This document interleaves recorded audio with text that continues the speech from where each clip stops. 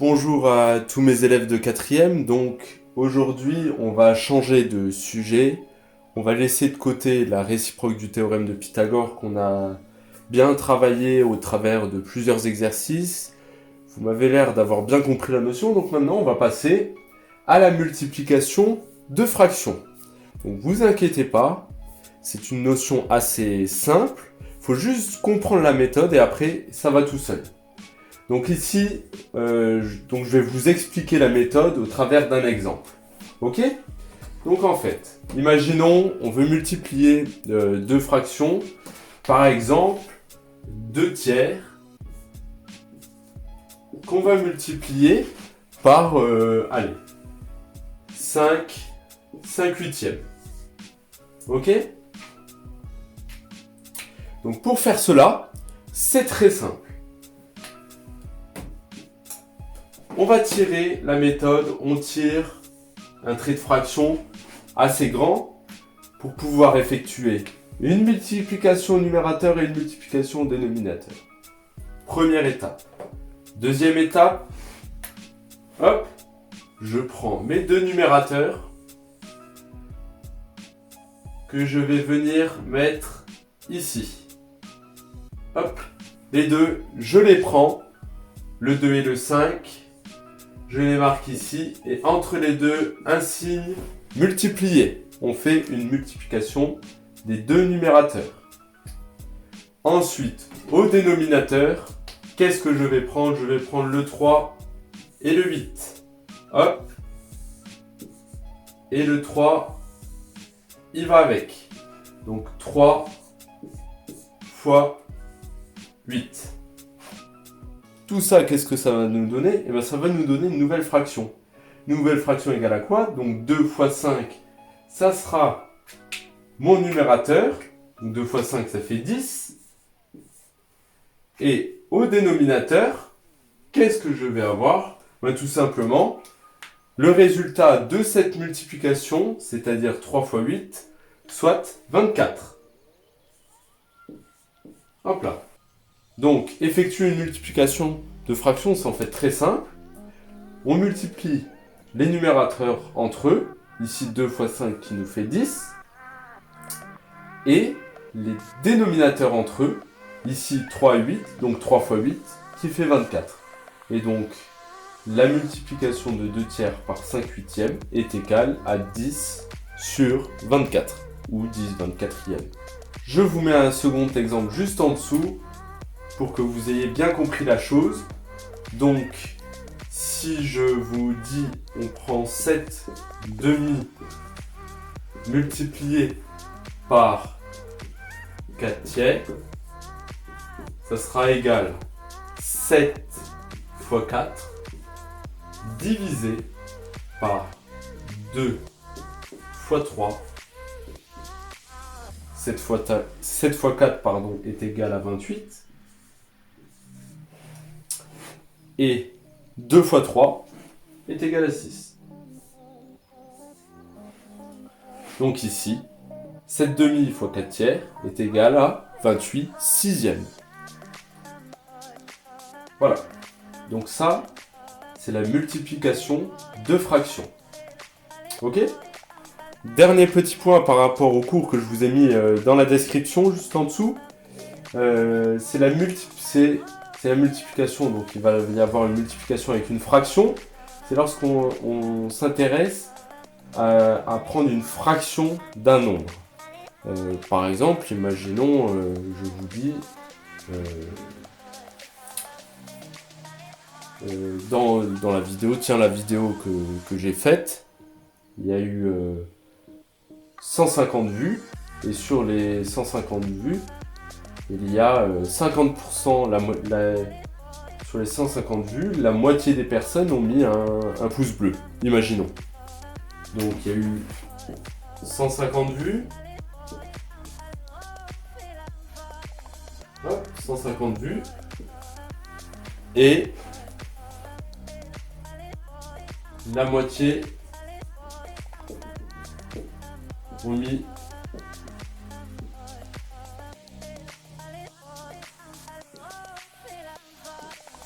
un pouce bleu. Hop. Donc là, moi je m'intéresse au nombre de personnes qui ont mis un pouce bleu. Donc ici, la fraction, ça va être 1/2. Et moi, donc, pour prendre la moitié, 1/2 des 150 vues, ce que je vais faire, c'est que je vais multiplier mon 150 par 1/2 pour avoir le nombre de personnes qui ont mis un pouce bleu. Donc je vais faire 150 fois 1/2. Et donc en fait, ça revient tout simplement à multiplier le numérateur de la fraction par le nombre qui est juste devant, c'est-à-dire 150 fois 1. Donc là, je multiplie le numérateur 1 par 150 et je vais diviser tout ça par 2. Donc ici, ça va être égal 150 fois 1, ça fait 150. Hop. Que je divise par 2. Et si vous calculez ça à la calculatrice, ça fera 75. Donc au final, il y a 75 personnes sur les 150 qui ont mis un pouce bleu. Voilà, c'est tout simple. Donc quand on prend une fraction d'un nombre, ici je prends la moitié de 150, et bien tout simplement je multiplie ma quantité, ici 150, par la fraction qui m'intéresse. Donc ensuite je multiplie le numérateur de ma fraction par ma quantité, donc 150 fois 1, que je divise donc par le dénominateur qui ne change pas. Je calcule la multiplication. Ici, 150 fois 1, ça reste 150. Je divise par 2 et j'obtiens mon résultat. Ok? Donc, ici, multiplication de fractions, ce sont des choses assez simples. Mais il faut juste bien comprendre la méthode. Et quand vous avez compris la méthode, ça va tout seul. Voilà. Donc je vais juste vous refaire un tout petit exemple pour que vous imprégniez bien de la multiplication de fractions lorsqu'on s'intéresse à une fraction d'une quantité comme ici, la moitié des 150 vues. Et puis après, je vous laisserai faire les exercices qui sont dans la description. Par exemple, si on prend une recette, j'ai souvent pris l'exemple de recette, j'aime bien manger, donc voilà, on va prendre cet exemple-là qui pour moi me parle en tout cas, pour vous j'espère. Donc, imaginons pour une recette de gâteau au chocolat, vous utilisez 100 g de chocolat. Donc ça, c'est la quantité de départ, la quantité à laquelle on s'intéresse. Ok? Ça, c'est la recette pour 5 personnes. Et nous, on veut faire la même recette, mais pour combien de personnes? Allez, pour 7 personnes.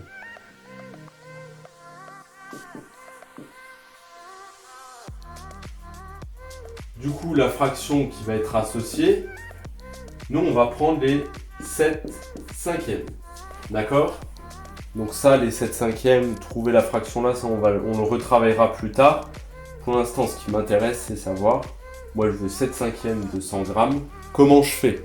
Comment je fais pour obtenir la quantité de chocolat nécessaire pour faire la recette pour cette personne?